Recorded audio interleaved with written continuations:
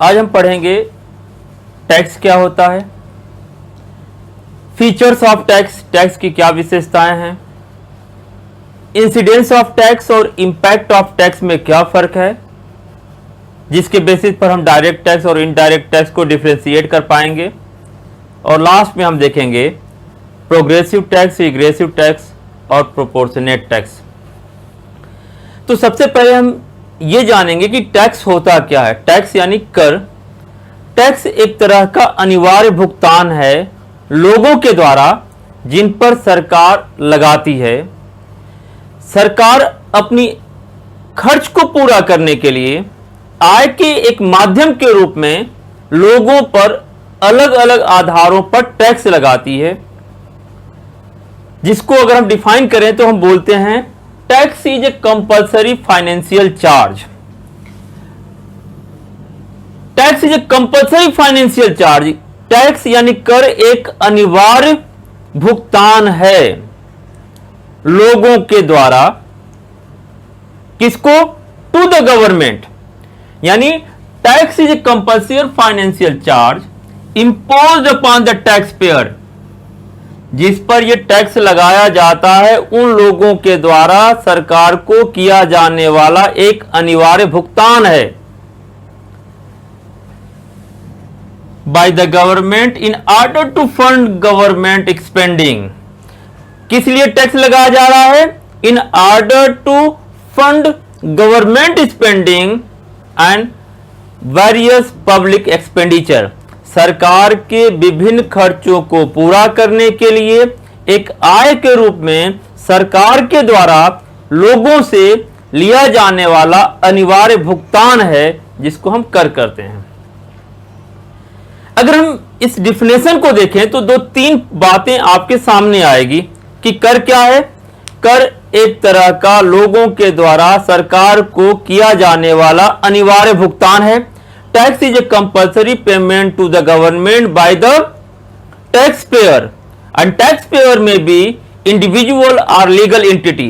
कोई व्यक्ति हो सकता है, कोई कानूनी रूप से जो एंटिटी है, जिसका कंपनी हो सकती है, कारखाना हो सकता है, जिसके आधार पर टैक्स लगाया जाए उसको टैक्स देना है। क्यों देना है tax? To fund government spending. सरकार के खर्च को पूरा करने के लिए एक टैक्स एक माध्यम है आय का। एंड वेरियस पब्लिक एक्सपेंडिचर्स, और सरकार के जो विभिन्न खर्चे हैं उनको पूरा करने के लिए सरकार आय के रूप में लोगों पर अलग अलग तरीके का एक फाइनेंशियल चार्ज लगाती है, जिसको हम कर कहते हैं। अब इस डिफिनेशन को देखें तो पहला पॉइंट है, अगर हम इसकी फीचर देखें तो फीचर में हो गया it is a compulsory.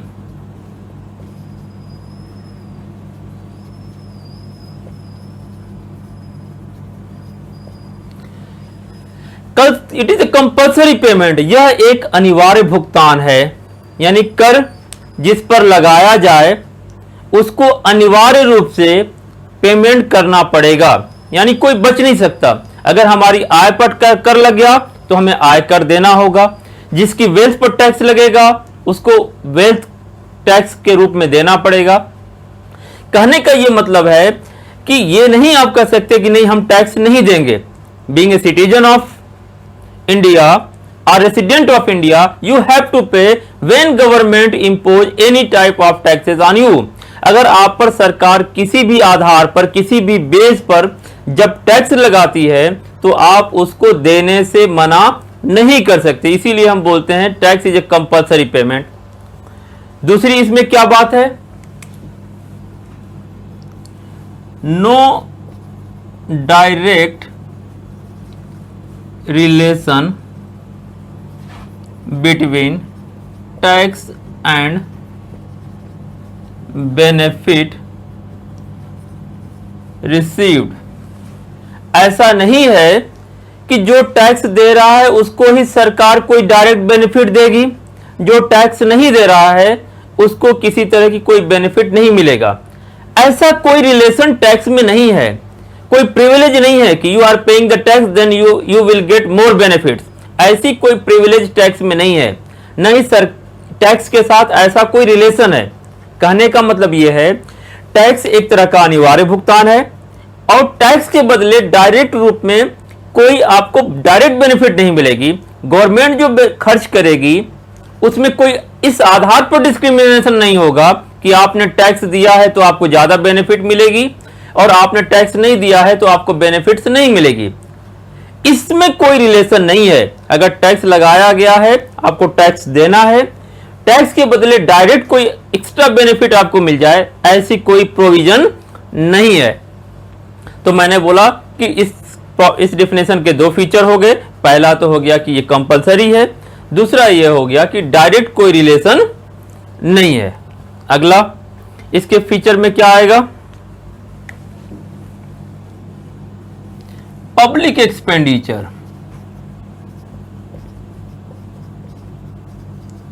Public expenditure यानी सरकार जो पैसे खर्च करती है, एजुकेशन पे खर्च करती है, हेल्थ पे खर्च करती है, सोशल इंफ्रास्ट्रक्चर पे खर्च कर रही है, तो ये जो खर्चे हैं उनको फंड करने के लिए पैसा कहां से आएगा?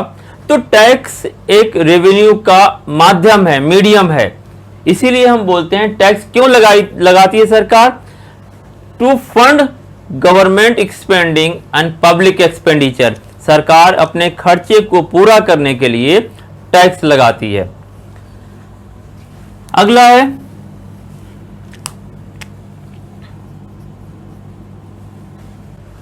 फोर्थ पॉइंट है tax is a regular payment. अगर आप पर टैक्स लगाया जा रहा है, अगर आप टैक्स की क्राइटेरिया में आ रहे हैं, तो ऐसा नहीं है कि आपने इस साल पेमेंट कर दिया तो आप पेमेंट नहीं करेंगे। तो आप यहां लिखेंगे टैक्स इज अ रेगुलर या पेरियोडिकली पेमेंट।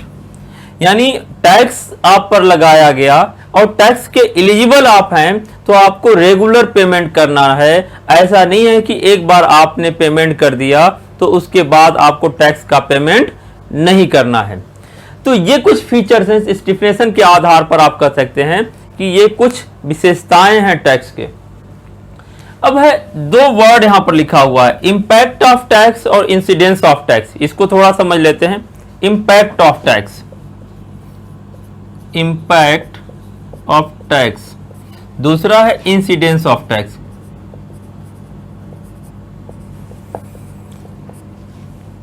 इंपैक्ट ऑफ टैक्स को बोलते हैं the burden of tax, immediate effect of tax, जिसको हम बोलते हैं कर का तात्कालिक प्रभाव। इसको बोलते हैं कराघात, इसको बोलते हैं करापात।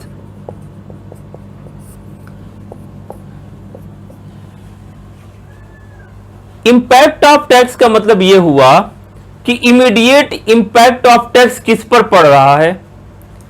इंसिडेंस ऑफ टैक्स यानी करापात का मतलब यह होता है ultimately the person who bear the burden of tax, ultimately जिसको टैक्स को पेमेंट करना पड़ रहा है उसको बोलते हैं इंसिडेंस ऑफ टैक्स। कंफ्यूजन ना हो इसके लिए एक एग्जांपल ले लेते हैं। मान लेते हैं कोई प्रोड्यूसर है टी का,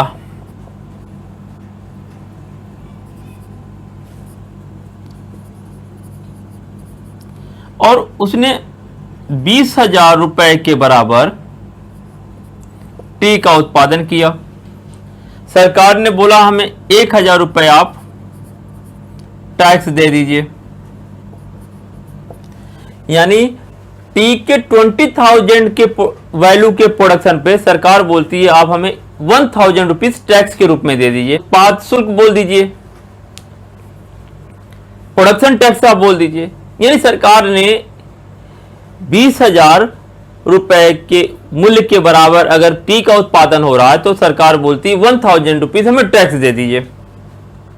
तो 1,000 रुपीज टैक्स कौन पे करेगा? प्रोड्यूसर पे करेगा।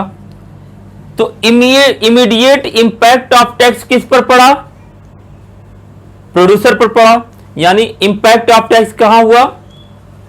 प्रोड्यूसर पर हुआ। यानी जिस पर टैक्स लगाया गया उस पर इमीडिएट इंपैक्ट पड़ा।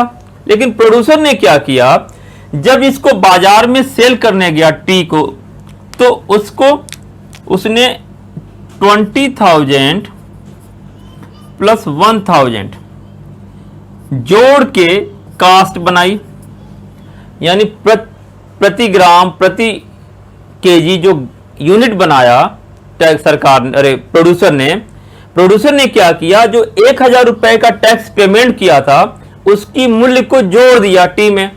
आप देखते हैं सामान खरीदते हैं तो लिखा रहता इंक्लूसिव ऑल टैक्सेस। इसका यह मतलब हुआ सरकार ने टैक्स लगाया प्रोड्यूसर पर, पेमेंट भी प्रोड्यूसर ने कर दिया, इंपैक्ट ऑफ टैक्स हो गया, यानी तात्कालिक मौद्रिक प्रभाव किस पर पड़ा, प्रोड्यूसर पर पड़ा। लेकिन प्रोड्यूसर ने क्या किया, सामान को बेचने के लिए जो कीमत तय की उसमें उस टैक्स का मूल्य जोड़ दिया। अब जो खरीदेगा यानी कंज्यूमर, होली या पार्शियली उसको पेमेंट करना पड़ेगा, यानी टैक्स दिया प्रोड्यूसर ने, उसकी कीमत को इंक्लूड कर दिया प्रोड्यूसर ने, और अल्टीमेटली पे कौन कर रहा है, कंज्यूमर। तो इंपैक्ट किस पर पड़ा, यानी अल्टीमेटली टैक्स को किसने पे किया, तो कंज्यूमर ने किया। जब टैक्स लगाया गया, जिस व्यक्ति पर लगाया गया उसको हम बोलते हैं इंपैक्ट ऑफ टैक्स, यानी तात्कालिक मौद्रिक प्रभाव। अल्टीमेटली टैक्स को जो बियर किया, जो अंतिम रूप से उस टैक्स को पेमेंट किया, उसको बोलते हैं इंसिडेंस ऑफ टैक्स, करापात। तो जिस व्यक्ति पर पड़ा उसको हम बोलते हैं इंसिडेंस ऑफ टैक्स। अब यहां दो बातें हैं, कुछ टैक्स में टैक्स की शिफ्टिंग होगी, यहां इसको हम यहां शिफ्टिंग भी बोलते हैं, टैक्स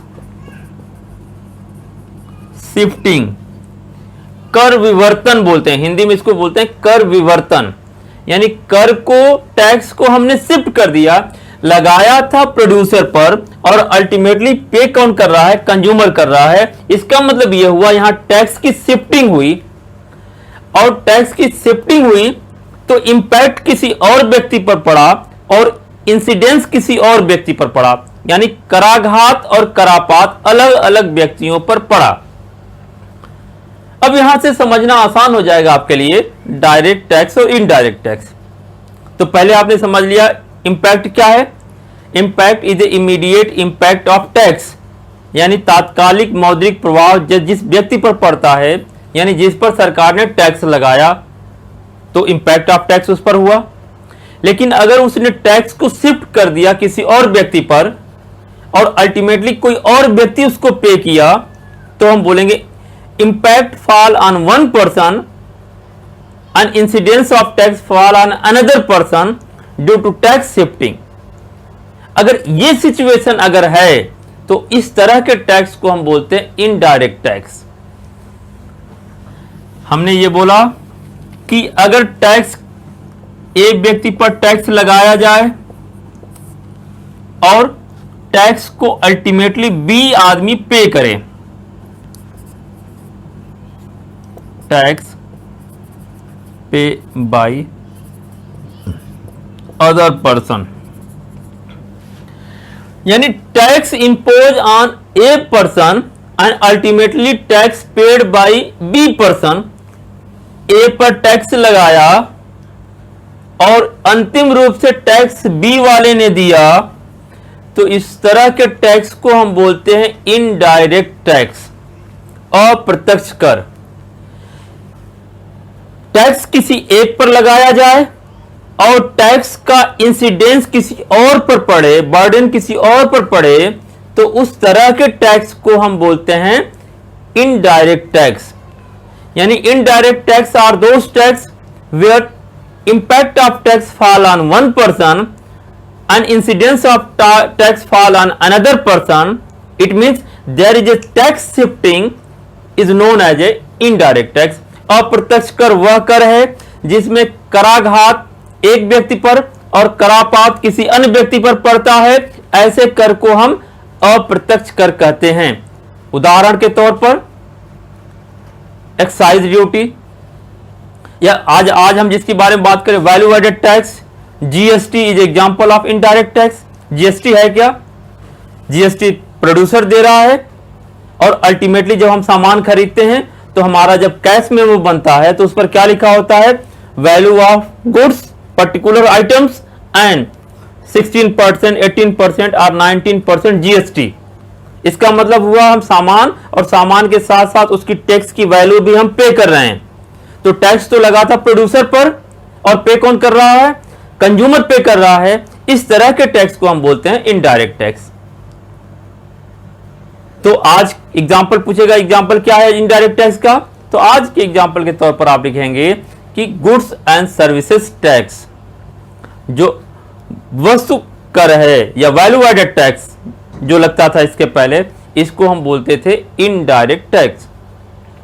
तो डायरेक्ट टैक्स क्या हुआ, direct tax are those tax whose impact of tax and incidence of tax fall on the same person, यानी जिस व्यक्ति पर कर लगाया जाए और अल्टीमेटली वही व्यक्ति टैक्स को पे करे। जैसे इनकम टैक्स, सरकार ने बोल दिया कि 5 लाख तक टैक्स नील है, यानी जिसकी एक साल में आय 5 लाख है उसको कोई टैक्स नहीं देना है। लेकिन साथ में कहा 5 लाख से अगर 7.5 लाख है तो उसको 5% टैक्स देना है, 7.5 से 10 लाख है तो उसको 10% टैक्स देना है। इसका मतलब यह हुआ अगर सरकार इस तरह का क्राइटेरिया बनाती है, यानी मेरी आय 10 लाख है तो हमें अगर 20% टैक्स देना है तो यह टैक्स हम किसी और पर शिफ्ट नहीं कर सकते। या किसी की 50 लाख इनकम है, उस पर सरकार ने 20% या 30% टैक्स लगाई, तो अल्टीमेटली वही आदमी उस टैक्स को पे करेगा। वहां पर इंपैक्ट एंड इंसिडेंस दोनों एक व्यक्ति पर पड़ा, यानी कराघात और करापात एक व्यक्ति पर पड़ेगा। ऐसे कर को हम प्रत्यक्ष कर या डायरेक्ट टैक्स कहते हैं। Wealth tax, income tax, property tax, profit tax, ये जितने टैक्स हैं इनको हम बोलते हैं प्रत्यक्ष कर या डायरेक्ट टैक्स। यानी इसमें जो बर्डन टू टैक्स पे करने की है अल्टीमेटली वो हम शिफ्ट नहीं कर पाते, और ऐसे कर को ही हम प्रत्यक्ष कर कहते हैं। अब यहां पर दो बातें और थोड़ा ध्यान देनी है हमें। डायरेक्ट टैक्स और इनडायरेक्ट टैक्स को डिफ्रेंशिएट कर पाएंगे आप। डायरेक्ट टैक्स इंसिडेंस और इंपैक्ट एक ही व्यक्ति पर पड़ता है, इनडायरेक्ट टैक्स इंसिडेंस और इंपैक्ट अलग अलग व्यक्तियों पर पड़ता है। इसके अलावा जो इसकी डिफरेंस है अलग से एक लेक्चर में हम पढ़ेंगे। अभी हम यहां देख लेते हैं फिर से कि ये प्रोग्रेसिव, रिग्रेसिव और प्रोपोर्शनेट टैक्स क्या हैं। ले लेते हैं हम यहां इनकम ले लेते हैं। Tax rate, tax rate, tax rate. Income मान लेते हैं 1 लाख, 2 लाख, 3 लाख और 5 लाख। हमने इनकम की बास्केट ले ली 1 लाख, 2, 3, 4 लाख तक। अब हमें यह देखना है कि किसको हम प्रोग्रेसिव टैक्स बोलेंगे, यानी प्रगतिशील कर, रिग्रेसिव टैक्स यानी प्रतिगामी कर, और प्रोपोर्शनेट टैक्स को हम बोलते हैं आनुपातिक कर। प्रोग्रेसिव यानी प्रगतिशील, रिग्रेसिव प्रतिगामी, प्रोपोर्शनेट यानी आनुपातिक कर। अगर टैक्स की रेट इनकम के बढ़ने के साथ बढ़ता जाए तो ऐसे टैक्स को हम बोलते हैं प्रोग्रेसिव टैक्स। यानी when the tax rate increases with increase in income, अगर आय बढ़ती है और आय के बढ़ने के साथ कर की दर भी बढ़ती जाए, ऐसे टैक्स को हम प्रोग्रेसिव टैक्स या प्रगतिशील टैक्स कहते हैं। यहां 1 लाख रुपीस था तो टैक्स 10% थी, 2 लाख पे 20%, 3 लाख पे 30%, 4 लाख पे 40% एंड 5 लाख पे 50%। यानी अगर इनकम बढ़ रहा है तो इनकम बढ़ने के साथ अगर टैक्स की रेट भी बढ़ती जाए तो इस तरह के टैक्स को हम क्या बोलते हैं? Progressive tax. दूसरा,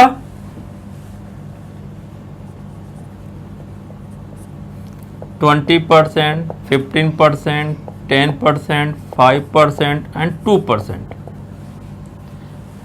अगर इनकम बढ़ती जाए, 1 लाख रुपीस है, उसको पेमेंट करना पड़ रहा है 20%, 2 लाख को पेमेंट करना 15%, 3 लाख रुपीस इनकम किसी की है तो उसको 10%, 4 लाख है तो 5% और 5 लाख है तो उसको 2% की दर से टैक्स पेमेंट करना पड़ रहा। यहां पर टैक्स की रेट कम हो रही है इनकम बढ़ने के साथ। ऐसे टैक्स को हम बोलते हैं रिग्रेसिव टैक्स या प्रतिगामी कर, यानी अमीरों पर, धनी वर्ग पर टैक्स का दर कम पड़ेगा और गरीबों पर टैक्स की रेट ज्यादा होगी। अगर ऐसा टैक्स का स्ट्रक्चर किसी देश में या कहीं पर है तो ऐसे टैक्स के स्ट्रक्चर को हम रिग्रेसिव टैक्स बोलते हैं या प्रतिगामी कर कहते हैं। तीसरा है प्रोपोर्शनेट टैक्स,